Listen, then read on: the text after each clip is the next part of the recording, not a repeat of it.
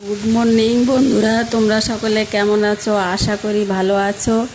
আমি আজকে এসে গেছি একটা নতুন রেসিপি নিয়ে। আজকে আমি নিম বেগুন ভাজা করছি। এটা খেতে খুব সুস্বাদু, গরমে খেতে খুব ভালো। এটা আপনারা খেয়ে দেখবেন।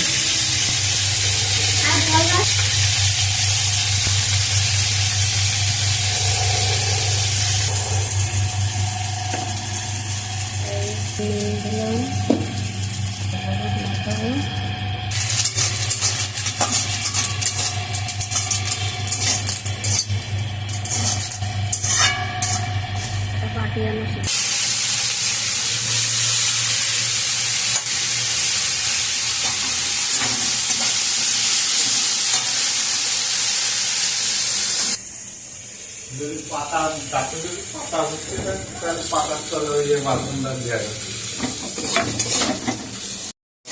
দুটো ভিডিও হয়ে গেল, একটা ভালোভাবে হয়ে যেত, তা হাত লাগিয়েছে ভিডিও আবার ওই জায়গাটায়।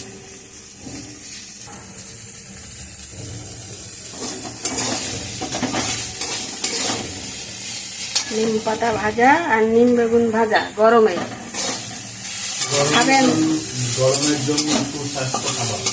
মুখে রুচি আসবে।